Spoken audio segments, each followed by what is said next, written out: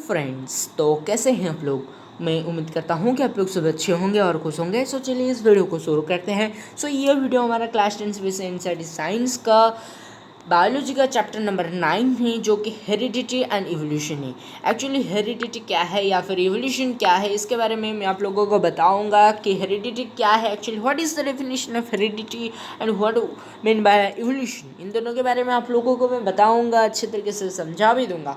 But इससे पहले अगर आपको पता है हेरिडिटी या फिर इवोल्यूशन क्या है, अगर आपको पता है तो मुझे आप कमेंट में बताइए कि आपको पता है। अगर नहीं पता है तो आपको मैं बताता हूँ कि डीएनए और डीएनए का जो कॉपिंग है ये ज़रूरत है इस चैप्टर के लिए। मतलब अगर आपको हेरिडिटी या फिर इवोल्यूशन को अच्छे तरीके से सही ढंग से समझना है तो आपको डीएनए का जो कॉपिंग है, इसके जो प्रोसीडियर आप लोगों ने रिप्रोडक्शन वाला चैप्टर में पढ़ा था, इसको आपको क्लियर करना है। इसके बारे में अगर नॉलेज होगा तो इस चैप्टर को आप लोग ठीक से समझ पाएंगे। तो ये एक चीज़ गया। दूसरा चीज़ रिप्रोडक्शन में कि एक्चुअली टाइप्स ऑफ रिप्रोडक्शन कैसा होता है, ओके, इसके बारे में भी नॉलेज होना चाहिए। तो अगर ये आपको पता होगा तो आप इस चैप्टर को अच्छे से जान पाएंगे। तो अभी हम लोग थोड़ा इंट्रोडक्शन देखते हैं, अगर हो सके तो इसी वीडियो में मैं आप लोगों को इस चैप्टर को शुरुआत करके कुछ पढ़ा दूंगा। सो चलिए आप लोग पहले देखिए कि हेरिडिटी क्या है और इवोल्यूशन क्या है। मतलब what is heredity and what is evolution. So heredity, actually heredity कुछ नहीं है, but it is a type of that is a transfer of the characters from generation to generation. मतलब हमें तो पता है कि इनहेरिटेंस क्या है, okay. So we know about inheritance. हम लोगों ने पढ़ा था रिप्रोडक्शन वाले चैप्टर में, क्लास 8 में भी था, क्लास 9th में भी था। तो ये जो चैप्टर्स में हम लोग 7th में 8th में ज़्यादा क्लैरिफाई करके ये चीज़ बताया गया था। बहुत ही वास्ट चैप्टर था शायद। तो इसको हम लोगों ने पढ़ा था कि इनहेरिटेंस कैरेक्टर क्या होता है, सेल के बारे में पढ़ा था, रिप्रोडक्शन था इसके बारे में पढ़ा था। तो हम लोगों को पता है कि व्हाट इज़ इनहेरिटेंस या फिर इनहेरिटेंट कैरेक्टर क्या है, हमको ये पता है, okay. So we know about inheritance character, but we now we have arrived at a new stage that is heredity, okay। शायद कुछ बच्चे को पता होगा कि हेरिडिटी क्या कंप्लीट डेफिनेशन या फिर कंप्लीट फेनोमेना जो है उसका ब्रीफ डेफिनेशन पता होगा, पर कुछ बच्चों को नहीं पता होगा।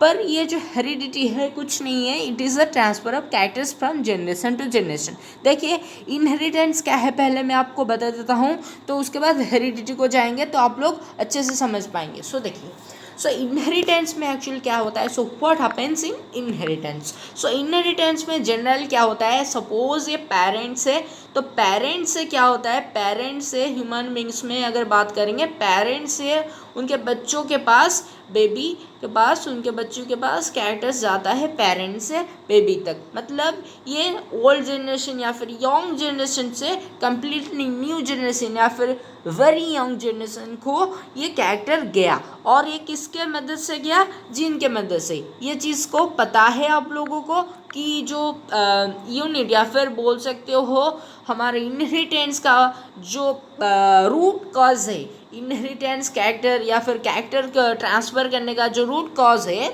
वो है जीन, ये तो हमें पता है।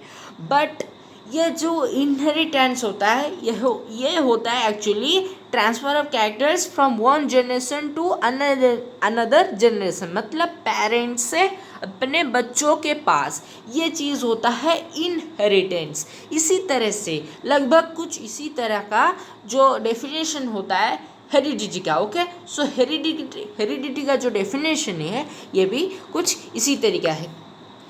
तो हेरिडिटी जो है, सो heredity also contains the similar definition that heredity,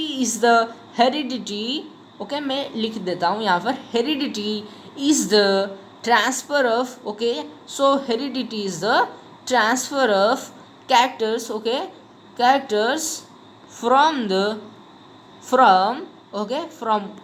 one generation to another, okay। तो ये देखिए, मतलब अगर बोलेंगे ह्यूमन बींग के बात करते हैं। ओके, तो ये पेरेंट्स है। ओके, तो ये पेरेंट्स है, तो ये मेल है और ये फीमेल है। तो यहाँ पर क्या हुआ, फ्यूज़न होने के बाद एक बेबी का क्रिएशन होता है। ओके, तो हम लोगों ने पढ़ा था। तो पर यहाँ पर क्या होता है, ये कैरेक्टर जो होता है पेरेंट्स के पास से यहाँ पर बेबी के पास कैरेक्टर आते हैं। ओके, तो बेबी के पास जो कैरेक्टर आते हैं पेरेंट्स से, तो ये कैरेक्टर इनहेरिट होते हैं और ये जो काम करता है ये जीन के थ्रू होता है। ओके, सो जीन एक बहुत ही एसेंशियल मीडियम में यूनिट बनता है हमारे कैरेक्टर्स को इनहेरिट करने के लिए। पर यहाँ पर उससे भी इम्पोर्टेंट चीज़ आपको समझना है कि हम लोग जो बोलते हैं इनहेरिटेंस ऑफ कैरेक्टर होता है जीन के मदद से, और इसी को इनहेरिटेंस बोला जाता है। बिल्कुल सही है, इसी को इनहेरिटेंस बोला जाता है। पर आप देखिए, अगर एक पेरेंट का एक ही बच्चा नहीं हो, दो बच्चे हो। ओके, अगर एक पेरेंट का दो बच्चे हो या फिर दो भाई हो। ओके, मतलब दो पेरेंट्स है, उसके एक भाई बहन, ओके, दो हैं या फिर दोनों भाई हैं, तो यहाँ पर क्या होगा, पेरेंट्स में से कुछ कैरेक्टर्स आएंगे, एक के पास आए होंगे और कुछ कैरेक्टर्स दूसरे के पास जाएंगे। तो ये होता है इनहेरिटेंस ऑफ कैरेक्टर्स। तो इसे इनहेरिटेंस बोल सकते हैं, but it is inheritance. Okay, but heredity में ये चीज़ थोड़ा सा अलग होता है। मतलब generation to generation characteristic transfer होना। मतलब आप यहाँ पर सिमिलर डेफिनेशन मैंने पहले बताया था कि डेफिनेशन जो हेरिडिटी और इनहेरिटेंस का जो डेफिनेशन होता है वो सिमिलर है, बट यहाँ पर थोड़ा सा डिफरेंस आता है। ओके, सो जो हेरिडिटी होता है, हेरिडिटी में क्या होता है, एक्चुअली आपका जो ग्रैंड पेरेंट होते हैं या फिर आपका जो ग्रैंड फादर होते हैं या फिर ग्रैंड मदर होते हैं। Okay, suppose your grand father. Okay, तो ग्रैंड फादर आपका जो है, suppose let him it's a first generation, तो ये आपके फर्स्ट जनरेशन बनते हैं। Let your grand parent be your first generation. तो आपके जो सेकेंड जनरेशन होते हैं, सेकेंड जनरेशन बनते हैं आपके फादर या फिर आपके मदर। ओके, तो सेकेंड जनरेशन बनते हैं आपके पेरेंट्स। ओके, तो फर्स्ट जनरेशन होते हैं आपके ग्रैंड पेरेंट्स या फिर आप के ग्रैंड फादर भी बोल सकते हो। ओके, तो सेकेंड जनरेशन होते हैं आपके पेरेंट्स। तो थर्ड जनरेशन कौन होते हैं, आप होते हो। Okay, so you are present, तो आपके में से बोल रहा हूँ, तो आप जो होते हैं, आप यहाँ पर जो प्रेजेंट है, तो यहाँ पर आप वो बनते हैं third generation. Okay, so you are the third generation. तो यहाँ पर देखिए कि फर्स्ट जनरेशन से सेकेंड जनरेशन से थर्ड जनरेशन जो कैरेक्टर का जो चेंज होता है, जो कैरेक्टर इनहेरिट होता है। Suppose I will say that your grand father has too much amount of here in the years. Okay, तो ये कैरेक्टर आपके पेरेंट के पास आया। अगर ये कैरेक्टर आपके फादर के पास होगा तो ये आपके पास भी आ सकता है। तो ये कैरेक्टर होता है। सो ये जो कैरेक्टर इनहेरिट होता है आपसे यहाँ तक, या फिर आपके जो हेयर का कलर हो या फिर आपके आई का प्यूपिल का कलर हो। ओके, तो अगर आपके ग्रैंड फादर का प्यूपिल जो आई है, अगर उसका कलर ब्राउन है, तो ये आपके फादर के पास अगर आया तो आपके पास भी जा सकता है। So it can go to your self also, you also. Okay, so ये जो कैरेक्टर का चेंज होना या फिर ट्रांसफ़र होना आपके ग्रैंड पेरेंट्स से, ग्रैंड फादर से आपके पास, तो इसी को हम बोल सकते हैं इवोल्यूशन। ओके, मतलब ये आपके ग्रैंड पेरेंट्स से या फिर ग्रैंड फादर से आपके फादर के पास आया और उसके बाद आपके पास गया। In short I tell now I will discuss about heredity in a rapid way. Okay, so अभी मैं फिर से आपको बोल रहा हूँ हेरिडिटी और इनहेरिटेंस में डिफरेंस। तो जो हेरिडिटी और इनहेरिटेंस में डिफरेंस है आपको पता चल गया होगा। So inheritance is the transfer of the characters from one parent to their babies या फिर यंग जनरेशन। मतलब आपके पेरेंट्स से आपके पास जो कैरेक्टर्स आए हैं, तो ये होता है इनहेरिटेंस। बट आप अगर कंसिडर करेंगे, अगर आप देखेंगे, अगर आपके ग्रैंड पेरेंट्स जो है अगर वो फर्स्ट जनरेशन होते हैं, तो आपके फादर या फिर आपके पेरेंट्स होते हैं सेकंड जनरेशन, तो you are the third generation. तो ये है, अगर ये जो कैरेक्टर आता है आपके ग्रैंड पेरेंट्स से अगर आपके पास कोई कैरेक्टर आया आपके पेरेंट्स के थ्रू, तो ये होता है heredity. Okay, so it's the heredity. इसको हम लोग हेरिडिटरी कैरेक्टर भी बोलते हैं। So it's we can also say that it is a hereditary character. Okay, so आपको अभी समझ में आ गया होगा कि हेरिडिटरी कैरेक्टर क्या होता है या फिर हेरिडिटी क्या होता है। ओके, सो हम जो पढ़ेंगे हेरिडिटी के बारे में चैप्टर में आप लोग क्लियर हो जाओगे, पर I will caution you that you have to read the NCERT book very clearly. एक एक वर्ड को आपको पढ़ना है, किसी भी लाइन को नहीं छोड़ना है, क्योंकि सीबीएस में कोई भी एक भी वर्ड एक क्वेश्चन बन सकता है। सो उसके बाद देखिए इवोल्यूशन क्या होता है। हेरिडिटी के बारे में मैंने तो बता दिया, पर इवोल्यूशन क्या है भाई, व्हाट इज इवोल्यूशन, देखिए क्या है। ओके, इवोल्यूशन क्या है, तो इवोल्यूशन के बाद आप लोगों को एक अच्छे से समझ आ सकता है। एक अच्छे एग्जाम्पल है, बहुत ही कॉमन एग्जाम्पल हम जो देते हैं ह्यूमन बींग्स के बारे में, कि ह्यूमन बींग्स कैसे होमोसैपियंस या फिर एनिमल से कन्वर्ट हो गए पूरे के पूरे डेवलप्ड ह्यूमन बींग में। इसी को बोला जाता है इवोल्यूशन, मतलब चेंज होना, एक बड़ा सा change. It may be a rapid change या फिर it may be a slow change. मतलब देखिए ह्यूमन बींग क्या थे पहले, जो ह्यूमन बींग थे, जो human being okay those are present on the earth, okay they are not human being, they are known as homo sapiens या फिर उनको एलिमेंट्स भी बोला जाता था। तब क्या होता था, उनके बॉडी में बहुत सारे हेयर्स थे, like they are just animals. Okay, आपको पता है they are just like animals.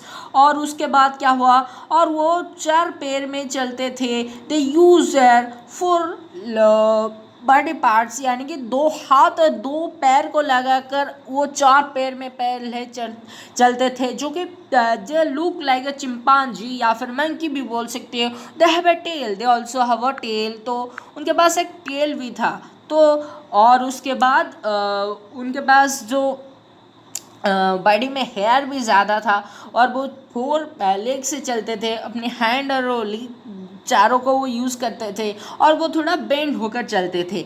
तो ये था, और उसके बाद धीरे धीरे इवोल्यूशन हुआ। इवोल्यूशन होने के बाद उनका जो टेल था, ओके तो उनका जो टेल था वो टेल भी घटने लगा, और वो धीरे धीरे 2 पैर में चलने लगे, और हेयर भी बहुत ज़्यादा था। और उसके बाद फिर से इवोल्यूशन होने के बाद और वो अभी एक डेवलप्ड ह्यूमन बींग बन गए, मतलब बहुत सालों के बाद इवोल्यूशन हुआ इस तरह से, और वो डेवलप्ड ह्यूमन बींग बन गए। सो मतलब इसका जो मीनिंग होता है वो ये होता है कि चेंज होना, मतलब ह्यूमन बींग्स जैसे होमो सैपियंस या फिर अर्ली ह्यूमन से कन्वर्ट हो गए एक fully developed and complex organism में। ओके, तो इसी को बोलते हैं इवोल्यूशन। कॉम्प्लेक्स ऑर्गेनिज्म में जैसे अर्ली ह्यूमन से हम लोग जैसे कॉम्प्लेक्स और डेवलप्ड ह्यूमन में कन्वर्ट हो गए, तो इसी को बोलते हैं इवोल्यूशन। तो इसी का नाम होता है इवोल्यूशन। ओके, तो ये होता है इवोल्यूशन। और एक एग्जाम्पल दूंगा इवोल्यूशन के बारे में। हमारे बॉडी में एक पार्ट होता था पहले, जिसका नाम था अपेंडिक्स। अभी आप लोगों ने भी सुना होगा कि किसी लोगों के अपेंडिक्स का जो ऑपरेशन होता है। तो अपेंडिक्स एक्चुअली क्या होता है, so what is appendix. So appendix कुछ ही नहीं है, एक बॉडी का पार्ट होता है जो कि हमारा लार्ज इंटेस्टाइन स्मॉल इंटेस्टाइन के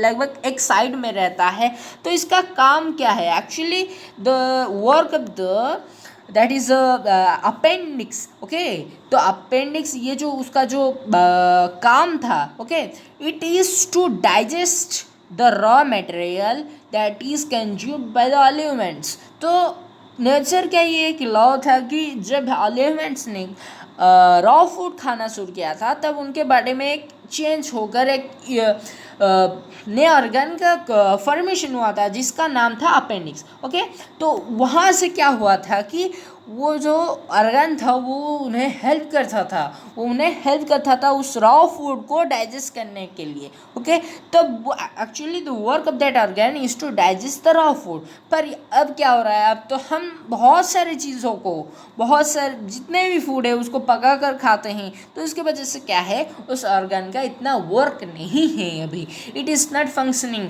और हम में से बोल सकते हैं कि उसका कोई भी फंक्शन नहीं है हमारे भी बॉडी में। ओके, तो इसी वजह से और कुछ सालों के बाद वो हमारे बॉडी से चेंज हो जाएगा, मतलब वो हमारे बॉडी से कट जाएगा। जैसे कि ह्यूमन बींग्स के बॉडी से उनका जो टेल कट गया था, हट गया था। तो ये एक और एक एग्जाम्पल था इवोल्यूशन का। उम्मीद करता हूँ कि आप लोगों को समझ में आ गया होगा कि हेरिडिटी और इवोल्यूशन में डिफरेंस क्या है, हेरिडिटी और इवोल्यूशन का मीनिंग क्या है।